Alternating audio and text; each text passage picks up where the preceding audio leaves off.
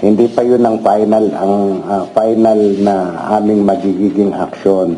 But then, i-appraise namin siya kung ano yung iniimbestigahan namin. At sinabi ko nga sa inyo, ang iniimbestigahan namin, yung video clips where nag-threat siya na may nakausap na siya sa First Lady at sa Speaker. At yun ay gagawin pagka siya ay namatay. Yun, i-clarify natin maigi yun.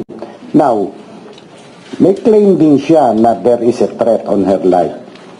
Vice President siya, imbestigahan din natin yan. Tatanungin namin siya, sino ba yung pinaghihinalaan mo? Kung ano, may ebidensya ba tayo dun sa pinaghihinalaan mo? Ano? Ganun po yun. Kasama, good morning. Thank you sa inyong presence this morning. We are expecting the Vice President to appear at 9 o'clock. Actually, nagpadala na ng advance party and check the premises early this morning. But then, dumating dito ay si Attorney Paul Lawrence Lim, with a letter requesting for a resetting. Apparently, the Vice President ay late na niya nalaman na canceled ang kanyang appearance before the House Committee hearing. So, tapos hindi na siya nakapunta dito and ask for a resetting. Hindi po natin alam yung kadahilanan. No? Pero protocol po yun. Talagang ang security ng President, ng Vice President, yung mga matataas na tao, talagang dumadating agad sa engagement and check the surroundings para yung sa security. No?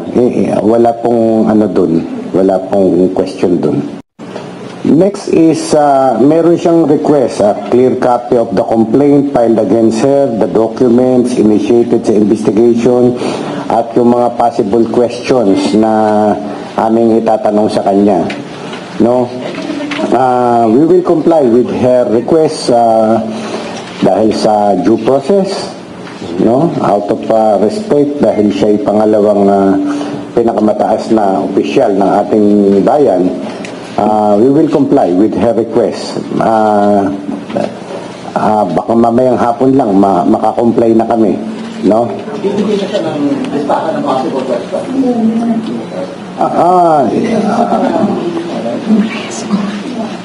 Pag-uusapan namin yan. Pero dalawang points Dalawang point. All right? We are investigating yung video clips where nag-threat siya na ipapapatay niya the President, the First Lady, and the Speaker of the House. She is also claiming that there is a threat on her life. Granted yan. So, dalawang portion, yung threat sa President, First Lady, and the Speaker. Second, also, ay yung threat naman sa kanyang buhay. Baka gusto niyang makipagtulungan sa amin nang maimbestigahan yan. Remember, ang mandate namin is to step in whenever there is threat to the life of the President, the Vice President, down hanggang sa ating punong mahistrado. No? Kaya, iimbestigahan namin yan, lahat ng aspect. So, sir, yung accommodation niyo sa Vice President, isn't it a decision of and that's what magbibigay kayo ng, diba, parang, naka-plate is fine, pero parang whatever evidence you have in hand and then possible question, isn't that a division of Indian process? Yun pong pagbibigay namin ng possible question ay pinag-uusapan pa nga namin. Pinag-uusapan pa namin mabuti. Hindi pa yun ang final na aming magiging action. But then, i-appraise namin siya kung ano yung iniimbestigahan namin. At sinabi ko nga sa inyo, ang iniimbestigahan namin, yung video clips where nag-threat siya na may nakausap na siya sa first lady at sa speaker. At yun ay gagawin pagka siya ay namatay. Yun, i-clarify natin maigi yun. Now, may claim din siya na there is a threat on her life. Vice President siya, imbestigahan din natin yan. Tatanungin namin siya, sino ba yung pinaghihinalaan mo? Kung ano, may ebidensya ba tayo dun sa pinaghihinalaan mo? Ano?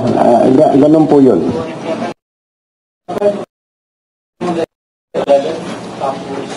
Bakit 11 sila? Possibly mga umaga rin yan, mga 9 or 10 o'clock on the 11th. Bakit ganun kalayo?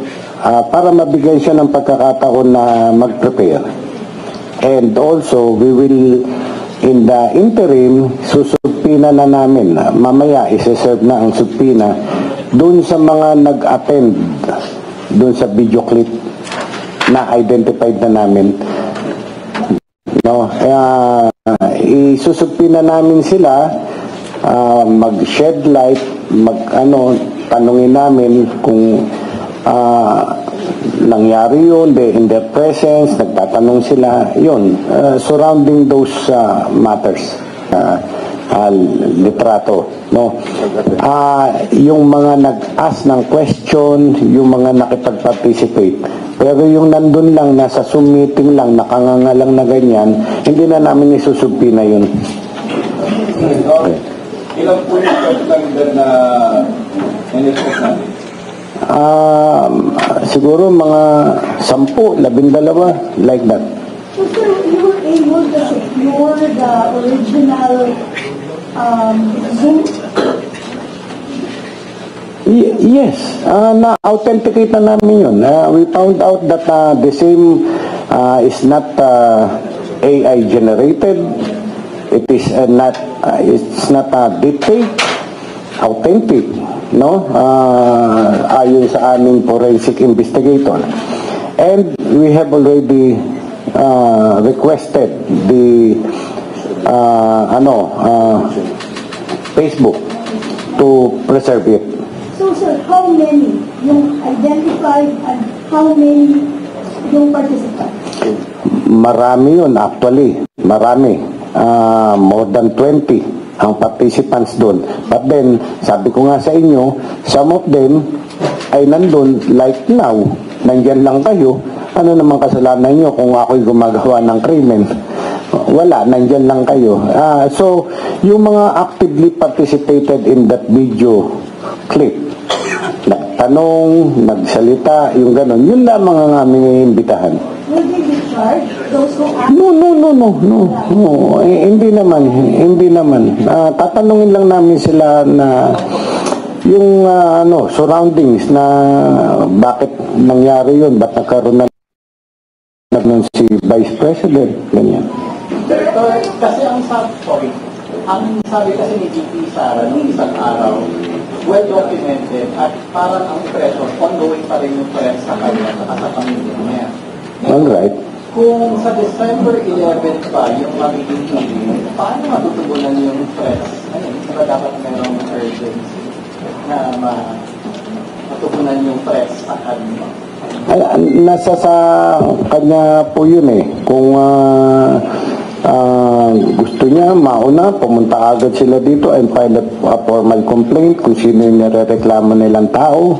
Ganon. Unlike this threat to the President, sa kanyang bibig nang galing eh. Siya ang nagte-threat. Threat sa kanya, hindi natin alam kung sino. Hindi niya sinasabi. Diyan namin kailangan ng cooperation ni Vice President. Sabihin niya sa amin kung sino-sino yung mga tao na yun. Meron siyang ebidensya kung sino yun na nagte-threat sa kanya. yun, iimbestigahan po namin yun. But sino ba yung nag-float noong December 11 na date? Kayo or sino? Kami. Oo, kami ang... The intention of the NBI to investigate VP Sara's threats to the lawyer, and ano din po ang sabi ng lawyer sa inyo, yung initial reaction or reply doon? Nagpapasalamat si Attorney Paul Lim na kasama pala yun sa investigation. But then, kayong lahat, alam nyo, lagi akong ini-interview. I have been telling you that that will be included in our investigation. Pero at least official kasi sa lawyer.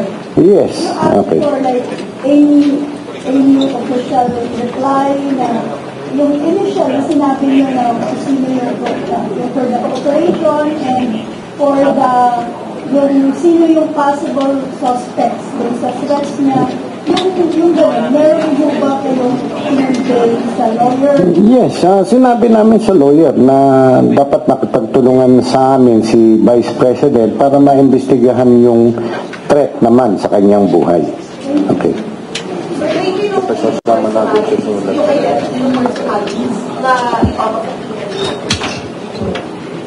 Piniprepare na ngayon. Piniprepare na yung aming subpina. Hindi ko matandaan yung mga pangalan. Mostly members of the media. Yung staff po ng OBP na nag-organize, I assume one of them organized at kami po ba yun? Yes. Yes. Including the may-ari ng platform. Just to be quite technical about this, sinasabi din naman sa press conference before na she's being eyed as a self-confessed mastermind. So, our probe here is looking at the VP. Paano siyang suspect talaga dito? Hindi naman. Kaya nga pinagpapaliwanag natin siya to shed light. Bakit niya nasabi bakit siya nakapagbitiw ng salita na pag ako namatay, kailangan mamatay yung ganon. At sagot sa kanya nung kausap niya, yes ma'am. Di ba? Ganon. Gaano po kahaba yung full length video? Ilang minuto? Ay, mahaba yung full length. Mahaba yung full length ng video. We have the complete video. Sir, do you think cause of delay itong another reschedule na to? Or yung paghiling niya ng reschedule, sir? Ay, hindi naman namin. We are giving her all the benefits of the doubt, all the courtesies, due process, binibigay natin. Sa December 11, comes December 11, notified siya, for example, at ayaw niya pa rin magpunta, we cannot force her na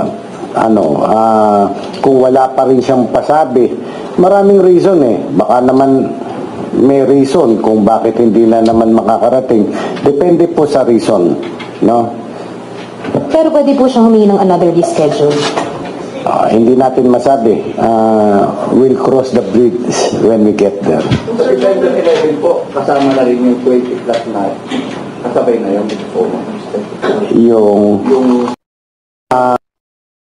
We will set the hearing for this mga about 12 lang. Sinabi ko na yung 4 of them should appear in my office, in our office on Miyerkules, 4 na naman sa Huwebes, 4 na naman sa Biyernes. So naipon na namin yun, meron na silang mga statement.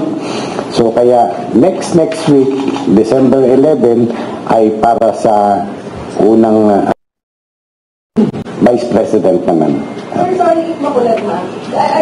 Just to be technical about it, kasi when she was dubbed as the self-confessed mastermind, is she being probed for actually saying that she contracted a killer, diba?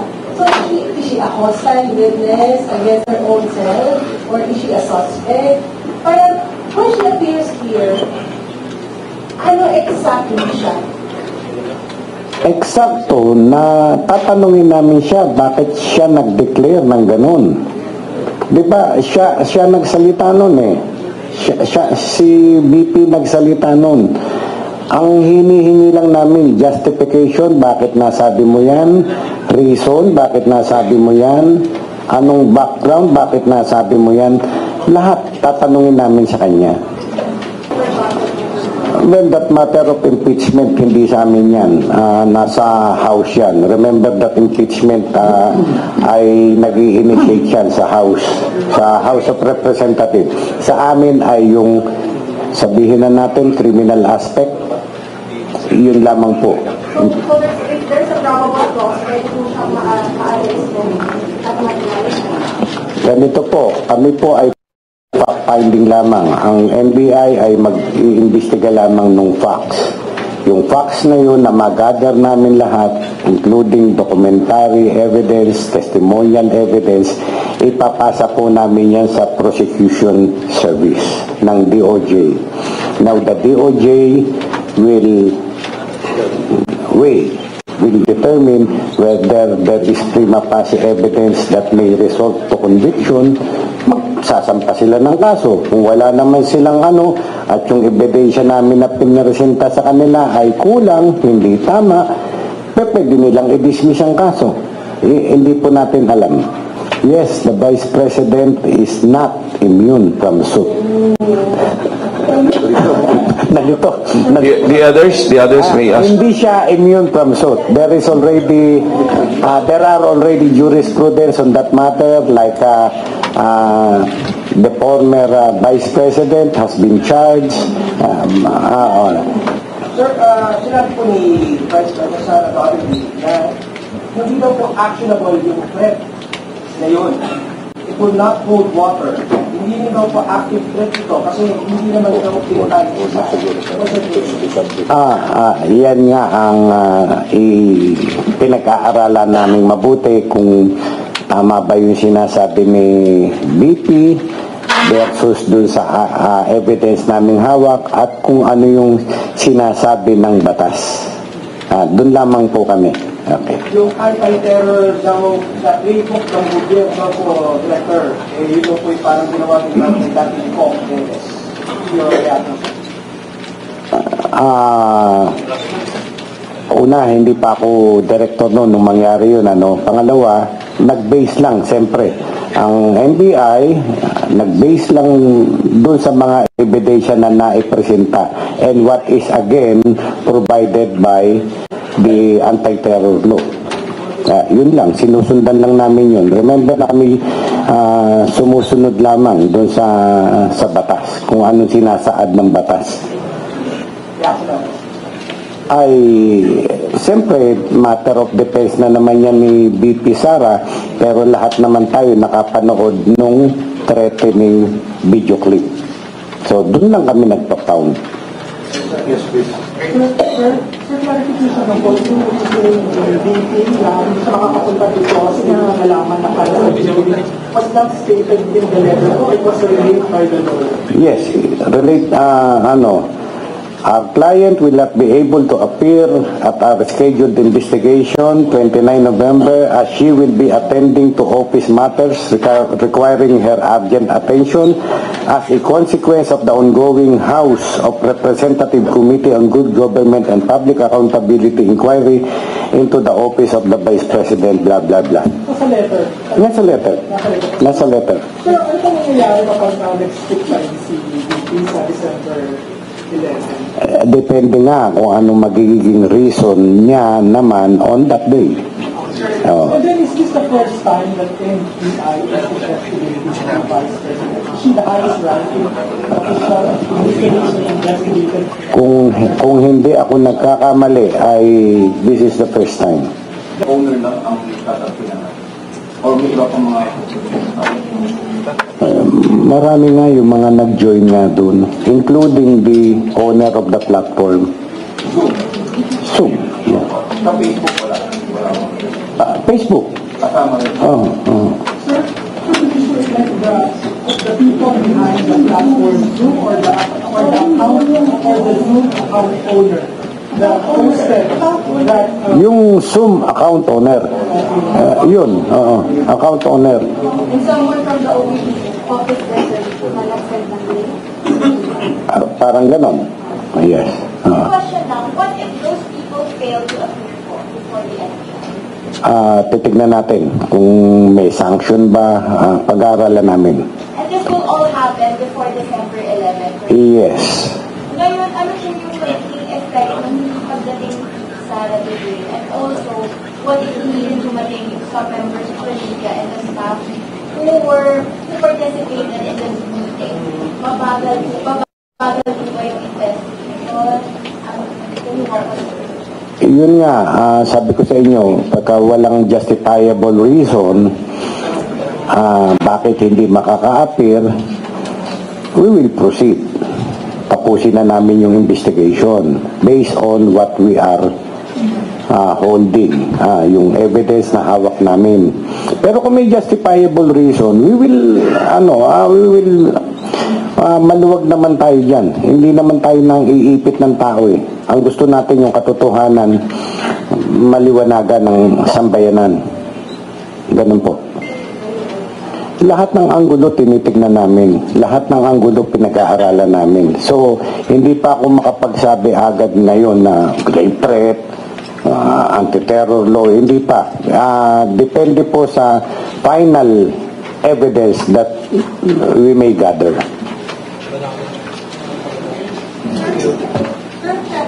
Sabi niyo kanina, the Vice President is not in from school. So, pero being an impeachable official, can she included ba dito sa yung prosecution or investigation muna yung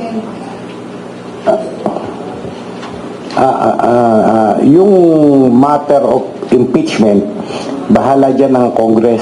Sila mag-iimbestiga niyan, sila ang bahala dyan. Yung aming investigation is with respect to the utterances, to the threatening video clip na nangyari. Nandun lamang po kami. So can this be used, sir, for filing an impeachment or starting an impeachment? I don't know. Bahala sila. Hindi ko alam yung mga grounds for impeachment. No? Alam ko pero hindi ko alam yung ano i-consider ng House, whatever. During December 11 na date, was it being formally relayed to the legal counsel of the Vice President? Not yet. Not yet. Sabi ko nga, within this day, pag-aaralan na namin kung ano yung isasagot namin doon sa mga request ni BP at pipilitin namin na ma-submit sa kanya, madala sa kanya at the earliest possible time para may ample time siya para makapag-aral ang kanyang mga abogado. Last two questions, please. Sir, curious lang po, the POJ used to address mentioned last week na full government approach na gagawin sa investigation. And natanong po siya na if possible ba nasasama yung investigasyon ng House on the confidential funds. If by any chance po na mag-iimbestiga ang POJ on that, what would be the role of the NCI? Ay, hindi kami kasali dun sa sa investigasyon ng IF. Nasa House po yun. So if by any chance ang POJ ay mag-iimbestiga rin or may pag-coordinate sa House, hindi lang kasama? Hindi po Thank you. Sir, last na po, yung possibility lang na kuhanin po ng ombudsman yung investigation niya po, ano pong reaction niyo dun, sir? Ano po yun? Sinabi po kasi ni Ombudsman Martires na pwede po nilang sila yung mag-imbestiga, mag-take over ng investigation regarding po dito kay VP Sara. Ano po yung reaction niyo dun, sir? Well, talagang nasa batas ng ombudsman na nag-iimbestiga na kami, but if they found out that for example, itong particular case na to, the threatening remarks was done because of her office, the ombudsman can take over. No? Pero sabi na nga ni Ombudsman Martires, it looks like yung threatening remarks na ginawa niya na yun out of her personal capacity, hindi in connection with his office, her office as a vice president. Parang ganun po eh. Yes, Yes, oo. Edi mas mabuti sila na mag-imbestiga na nakaligtas na kami. Thank you. Thank you. Okay na. Sir, photo up. Sir, yung sulat. Yung sulat daw. Itaas yung sulat. Ano po? Sir, yung letter. The director wishes to thank the Office of the Vice President for their cooperation by sending over the lawyer. Also, the director begs the indulgence of the public for understanding. Xerox ko to, kuha kayo ng kopya. Wala.